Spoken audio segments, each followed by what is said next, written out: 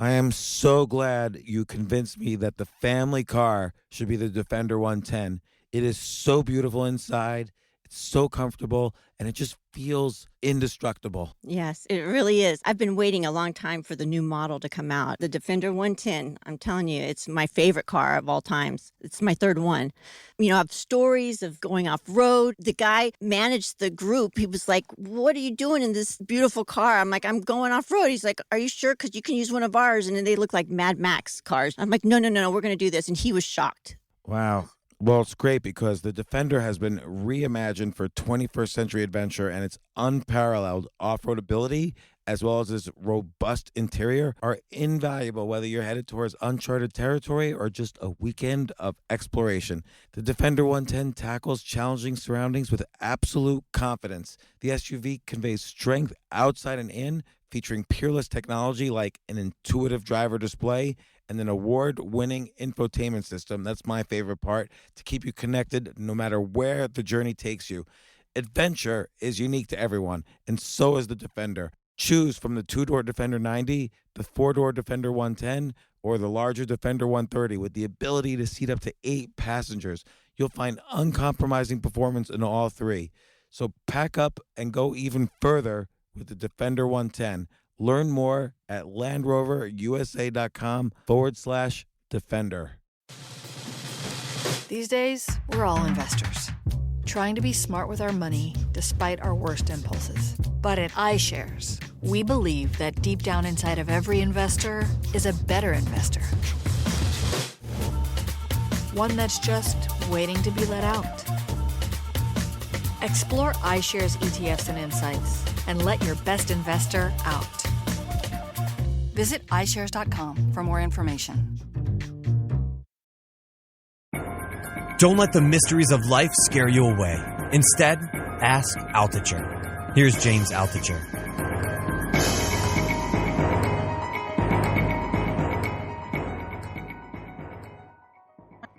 Okay, we're here for another Ask Altucher. By the way, if you have any questions for me, you can find me on Twitter at @JAltucher. You can reach me through the contact button on jamesaltucher.com, or you can text me to my personal phone, 203-512-2161. Often we'll answer the questions on Ask Altucher, but sometimes I'll just, if I'm in a cab, by the way, I just respond and answer to questions randomly. So I'm happy to answer questions. But Claudia, do you have a question for me today? I do. I relate very much to this question because she's a woman who is writing through text message, and she's 46, my age. She's a Latina. Did you write this question? I did not write the question, which will become very clear to you as I continue with the question. She says that she has been doing online dating for 6 months now, and she doesn't seem to meet the right guy. She goes on with some dates that she finds some men attractive, but they're not interested in her. Or she goes on some dates that, the other way. So some guys are interested in. So we're getting some information on this. Some guys are interested in her. But she doesn't find them interesting. She's not like really in one direction or the other. She could have a relationship, but she's choosing in some cases not to. Yeah, and she's wondering already, because it's been 6 months, if there's anything wrong with her. Well, first off, there's nothing wrong with her. I mean, the relationship world and the online dating world are crazy. I actually think online dating has become really bad for relationships because the value of a relationship is somewhat just like the value of anything. The value you place on a relationship is going to be determined by some function of supply and demand. So if you have infinite supply, it seems like it's demand over supply equals the value of a relationship. And if you have infinite supply, the value of a relationship is going to go to zero.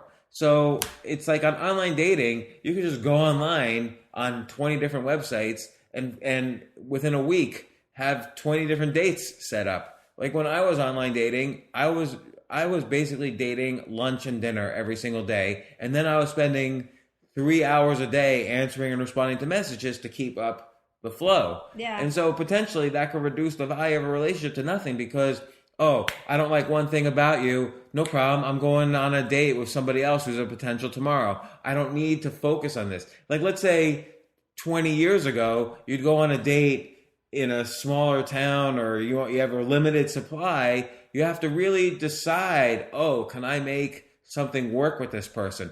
If you just fold your napkin wrong, I can say, whatever, I have another date tomorrow.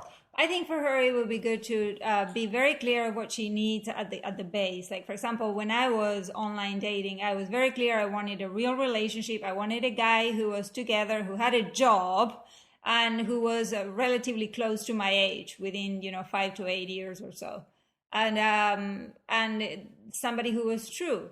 And from there, I also had some things that I called preferences. I preferred a Jewish man. But that didn't mean that I wouldn't go out with someone who wasn't Jewish. So I think it could be good for this person in particular to broaden the horizons a little bit, and to try to really consider what is in front of her, and to pay attention. And the people who are interested in her, to try to see whether there is anything there that she's not noticing, because of some kind of a blind spot or some fantasy that she's holding in her hand about, oh no, it has to be this way, and it can't be any other way. So just to give you an example, I went out with a guy who looked, it didn't seem to appeal to me from his photograph. But he said he was within my range. He had all of the same things. So I said, I'm going to go anyway. And I was really looking for all the good side on this until I found out he had lied on his age. And, if you lie on a first date, that was an out. But it was a way to broaden horizons and to really try to be present for who is in front of you. I think it's an important thing. Like, a lot of times people have this huge checklist, like, oh, they have to work out in the gym, they have to like hiking, they have to be a certain religion, they have to be a certain political affiliation. I had a collage. Yeah, but I mean, a lot of times people though are very specific. Yes. And when you say broaden your horizon, I don't think you don't mean settling. I think you mean have a big umbrella so you can choose. Well, there's from among certain many things that you want. You want a real relationship. You want someone who's not going to play games. Or I did. I don't know what she wants, but I knew exactly that I was ready. What I meant was maybe it didn't matter so much whether it was Jewish or not, or had brown or blue eyes, or did yoga or didn't do yoga. Those things were irrelevant if the core was present. I think that's important because, like, for me, I had very few qualifications, actually. And again, that doesn't mean, of course, it doesn't mean I settled, but I just wanted somebody who I wasn't going to be stressed around, and I wasn't going to feel like I had to play games. You just keep a bit there, like you're all stressed out as you said that. And, well, I just wanted to make sure that, and I was attracted to the person, which fairly quickly, but I didn't want to, for instance, I had a preference to have someone who spoke English as a first language. That's true. I've never gone out with someone who spoke English as a second language. Tell the story. So after the date, I called my friend Cody and I said, he asked how the date go. And I said, oh, it went good. One thing is she's from Argentina and Spanish was her first language. And Cody's like, oh, well, that's not going to work out. And I love that story. But I said, I don't know, maybe it will work out. And I swear to God, like, I've never wanted to go out with somebody where English was a second language because I didn't want to have that language barrier. But we met on so many other values that were really much more important to me than something stupid like, oh, she, has an accent. She's spoken English for 20 years, but not for the first, 20 years of her life. So, but the other thing is, try to get out of online too. So if you're a woman, salsa classes, tango classes. Yeah, go where guys are going. Computer meetups, like entrepreneurship meetups. Yeah. Those are like thriving with men. If you go to a chess club. Well, don't go to a chess club because I know from experience those are a bunch of scumbags. But if you go, you are in a chess club. Hey, I was a scumbag for a while. So if you go to entrepreneurship meetups, you will meet a guy because it's 99 guys for every woman there. People say, why aren't women entrepreneurs? I have no idea the answer to that. But I will tell you, at an entrepreneurship meetup, there are 99 girls and 1 woman. So go to entrepreneurship The meetups. odds are in your favor. Yeah, go always in every situation in life. Go to situations where the odds are in your favor. Like if I loved basketball, the sport, I'm not going to be a professional basketball player because the odds are not my favor. You know why? Because I'm 46 years old. That's the only reason why. Otherwise, I'd be a professional Of course, knowing my height and my athletic skill, I would be easily a professional basketball player. I don't know about that. I'm kidding.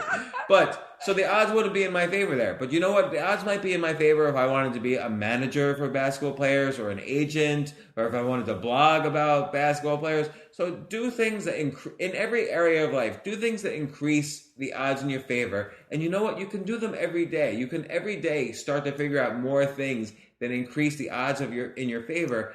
And that kind of everyday attention compounds. It's like compound interest. And you could do the same approach with dating. Always every day figure out how to increase the odds in your favor. If she's relying just on eHarmony and one date and hoping, to find the 20 qualifications that the man has to have before she likes him, the odds are not in her favor then. So focus on, broaden your horizons, which doesn't mean settling. It just means being open to meeting more people and figuring out what your core values are, and then do everything you can every day to increase the odds in your favor, and you will meet somebody that you love and fall in love with and have a successful relationship with. And we do want to hear about this. I want to hear about this Latina woman, 46 years old. Definitely get in touch with us in any way possible. Let us know how it goes. Let us know how it goes. Keep in touch. And just a special message for my daughter Molly, who's in the room. Molly, do not go on online dating until you're like 26 years old. Is that okay? Okay. All right. So, goodbye and good luck.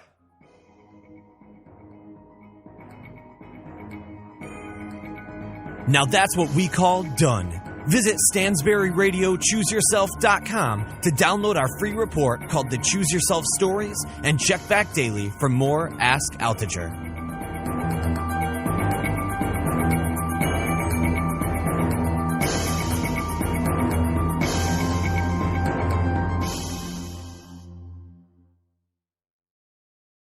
AI might be the most important new computer technology ever. It's storming every industry, and literally billions of dollars are being invested. So buckle up. The problem is that AI needs a lot of speed and processing power, so how do you compete without costs spiraling out of control? It's time to upgrade to the next generation of the cloud, Oracle Cloud Infrastructure, or OCI. OCI is a single platform for your infrastructure, database, application development, and AI needs. OCI has 4 to 8 times the bandwidth of other clouds, offers one consistent price instead of variable regional pricing, and of course, nobody does data better than Oracle. So now you can train your AI models at twice the speed and less than half the cost of other clouds. If you want to do more and spend less, like Uber, 8x8, and Databricks Mosaic, take a free test drive of OCI at oracle.com/advance. That's oracle.com/advance. oracle.com/advance.